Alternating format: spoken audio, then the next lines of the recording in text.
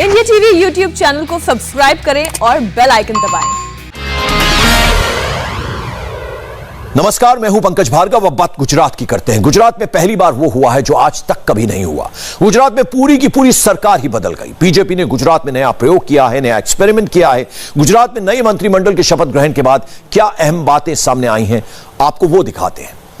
भारत के राजनीतिक इतिहास में पहली बार ऐसा हुआ है कि 1952 से लेकर आज तक ऐसा कभी नहीं हुआ जब मुख्यमंत्री ही नहीं बल्कि मुख्यमंत्री की पूरी कैबिनेट को ही बदल दिया गया हो। पूरी सरकार को बदल देने का प्रयोग भारत की राजनीति में पहली बार किसी पार्टी ने किया और भारत की राजनीति में यह नया इतिहास, यह नया प्रयोग भी पहली बार नरेंद्र मोदी ने ही किया है। और गुजरात की इस नई सरकार की 10 अहम बातें क्या हैं, यह भी आपको बताते हैं। तो गुजरात की नई कैबिनेट में एक भी पुराना मंत्री नहीं, यानी विजय रूपाणी की सरकार का कोई मंत्री इस नई कैबिनेट का हिस्सा नहीं है। भूपेंद्र पटेल की नई कैबिनेट में कुल 24 मंत्री बनाए गए हैं। मंत्रिमंडल में 10 को कैबिनेट मंत्री का दर्जा दिया गया है, कैबिनेट में 10 को राज्य मंत्री का दर्जा दिया गया है और 5 को स्वतंत्र प्रभार राज्य मंत्री का दर्जा दिया गया है। कांग्रेस से आए विधायक भी मंत्री बनाए गए हैं। राजेंद्र त्रिवेदी पहले स्पीकर थे, अब नंबर 2 का दर्जा होगा। उनके अलावा नीमा आचार्य गुजरात विधानसभा की नई स्पीकर बनाई गई हैं। जीतू वघाणी जो गुजरात बीजेपी के अध्यक्ष थे, अब मंत्री बनाए गए हैं। तो ये कुल मिलाकर जो है नया मंत्रिमंडल है। और नए नए मंत्री बने अर्जुन सिंह चौहान ने इंडिया टीवी से बात की। अर्जुन सिंह चौहान ने कहा कि इस बदलाव का असर 2022 के चुनाव पर पॉजिटिव होगा। नए मंत्री सभी सीनियर्स के साथ मिलकर काम करेंगे। अर्जुन सिंह चौहान इस वक्त हमारे साथ हैं। थोड़ी देर पहले ही मंत्री बने हैं सर, क्या प्राथमिकताएं रहेंगी और लगता है कि पार्टी ने के लिए आपने जो काम किया बतौर कार्यकर्ता उसका आज फल मिला है? विधायक और जिला का अध्यक्ष भी हूँ। पार्टी जो आदेश करेगी और प्राथमिकताएं तो पार्टी की है, दीनदयाल जी उपाध्याय से लेकर अभी जो श्रेष्ठ शीर्षस्थ नेतृत्व है, जो भी हमको बोलेगा वो करेंगे। और जो नीति रीति है सौनो साथ सौनो विकास, सबका साथ सबका विकास, उस पर विश्वास है और गुजरात को उत्तम से सर्वोत्तम ले जाए करने की हमें प्राथमिकता और प्रामाणिकता से करेंगे। हम एक ही साल बाद चुनाव है, तो क्या लगता है कि एक साल में इतना कुछ कर पाएंगे कि जनता के बीच में जाकर अपना काम को रख पाएंगे? मेरे भाई 27 साल से शासन में है गुजरात में, भारतीय जनता पार्टी 27 साल से है। कितना बड़ा बदलाव हुआ है, पूरी की पूरी सरकार बदल गई है, तो लगता है कि में बोलते हैं ना परिवर्तन संसार नो नियम है, वो होता रहता है। और सभी वरिष्ठों का हमें आशीर्वाद है, उनका मार्गदर्शन लेंगे हम। अर्जुन सिंह चौहान को आपने सुना। भूपेंद्र पटेल सरकार में सभी नए मंत्री बनाए जाने के सवाल पर केंद्रीय मंत्री भूपेंद्र यादव ने कहा कि गुजरात में नए नेतृत्व के साथ ये एक्सपेरिमेंट है। पार्टी एक नई परंपरा और नए नेतृत्व को आगे लेकर बढ़ रही है। भारतीय जनता पार्टी स्थायी रूप से देश में काम करने वाला संगठन है। पार्टी हमारी लगातार आगे चल रही है और पार्टी अपने में से ही एक नई परंपरा और नए नेतृत्व को भी आगे लेकर के कार्य को बढ़ा रही है। सर, क्या गुजरात को प्रयोगशाला माना जाता है बीजेपी का, तो ये प्रयोग जो है वो पूरे देश में भी लागू किया जाएगा? इसको प्रेरणा मान सकते हैं। ये पार्टी का एक लगातार काम करने का स्वभाव है और ये स्वाभाविक है कि नया नेतृत्व भी आगे बढ़ रही है। पार्टी की ही जिम्मेदारी है। पार्टी ने अपनी रचना में, अपनी विचारधर्मिता में, क्रियाशीलता में, सृजनात्मकता में, व्यक्तित्व विकास में, पार्टी विकास में, नेतृत्व विकास में लगातार इस प्रकार के विषयों को आगे बढ़ाया है। और ये इस प्रकार का लोकतांत्रिक प्रयोग करते हुए भारतीय जनता पार्टी देश की राजनीति में भी नए नेतृत्व को आगे नया को बढ़ाते और उसका सातत्य रखते हुए, उसकी कंटिन्यूटी रखते हुए कार्य करते हैं।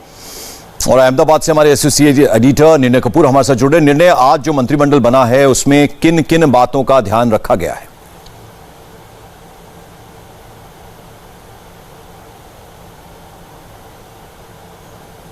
मैं आपको बता दूं कि पूरा का पूरा मंत्रिमंडल, जैसा कि हम चर्चा कर रहे थे कल से, पूरा का पूरा मंत्रिमंडल ही बदल दिया गया है। शायद पहली बार ऐसा हुआ है भारतीय राजनीति के इतिहास में किसी भी राज्य में। लेकिन यहाँ पे मैं आपको बता दूं, 2 बातें जो मुझे साफ उभर कर आती हुई दिख रही हैं, वो ये है कि एक तो इस बात का ध्यान रखा गया है कि ऐसे चेहरों को सामने लाया जाए जो कास्ट कॉम्बिनेशन, देखिए भले ही आपने सारा मंत्रिमंडल बदल दिया, आपने पूरी जो कैबिनेट है उसका पूरा चेहरा बदल दिया, लेकिन जो बेसिक फैक्टर है गुजरात में या देश में कहीं पे भी जब चुनाव होते हैं तो हमारे यहाँ राजनीति हमेशा कास्ट के ऊपर ही लड़ी जाती है। देखिए, कास्ट इक्वेशंस को आप इग्नोर नहीं कर सकते हैं और यहाँ पे हमने देखा है कि उसी चीज को बैलेंस करने की कोशिश की गई है। राष्ट्र में सबसे प्रोमिनेंट जो मतदाता हैं, पाटीदार, उनके 8 उम्मीदवार हैं। देखिए, आज भी पाटीदारों का जो प्रभुत्व है वो बीजेपी के शासन में दिख रहा है। 8 पाटीदार एमएलएस को मंत्री बनाया गया है। ओबीसी, जिसमें ठाकुर, क्षत्रिय, बनिए सभी आते हैं, उनके भी 8 एमएलएस हैं जिनको मंत्री बनाया गया है, क्योंकि ओबीसी का भी एक बहुत बड़ा वोट बैंक है गुजरात के अंदर। इसके अलावा मैं आपको बता दूं, SC/SC जो हैं उनमें से 2 और 3 मंत्री बनाए गए हैं। ब्राह्मण, 2 ब्राह्मणों को भी मंत्री बनाया गया है और 1 जैन कम्युनिटी से। इसके अलावा अगर हम रीजनल बैलेंस को देखें, रीजनल बैलेंस को भी मेंटेन करने की कोशिश की गई है।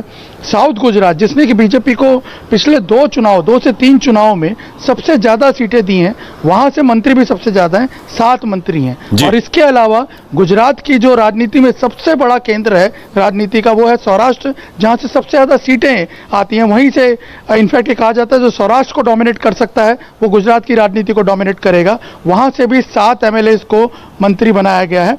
दूसरा मैं आपको बताऊं, जो एक बड़ी इंटरेस्टिंग चीज देखने को मिल रही है वो है मध्य गुजरात। मध्य गुजरात हमेशा से ट्रेडिशनली कांग्रेस का गढ़ माना जाता रहा है, लेकिन पिछले चुनावों में जो बीजेपी स्लाइट मार्जिन से भी जीत पाई, वो सिर्फ और सिर्फ मध्य गुजरात की वजह से जीत पाई थी, क्योंकि वहां वो बेहतर कर गई बीजेपी। और इसीलिए इस बार मध्य गुजरात को भी हम देख रहे हैं, रूपानी सरकार में भी प्रोमिनेंस मिला था और इस सरकार में भी हम देख रहे हैं 7 एमएलएस जो हैं वो मध्य गुजरात रीजन से भी जो है इस कैबिनेट में शामिल किए गए। तो कमोबेश आप देख सकते हैं रीजनल और कास्ट बैलेंस दोनों को मेंटेन करने की कोशिश की गई है। निर्णय, और जो बात आप लगातार कह रहे थे, चूंकि मुख्यमंत्री नया है और पहली बार का एमएलए को मुख्यमंत्री बनाया गया, तो सीनियर्स को हटाया गया है, यानी युवा चेहरों को ज्यादा तरजीह दी गई, क्योंकि उस तरह का प्रेशर ना क्रिएट होना है मुख्यमंत्री पर।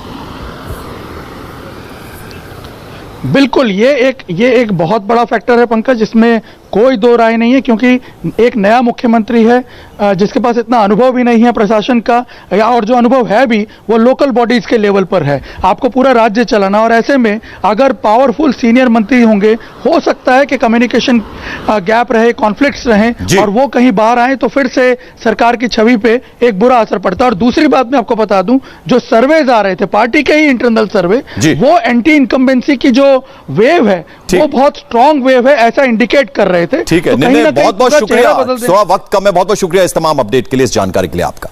और फिलहाल यहां रुक रहे हैं एक छोटे से ब्रेक के लिए। आगे देखिए हेडलाइंस में आज की बड़ी खबरें।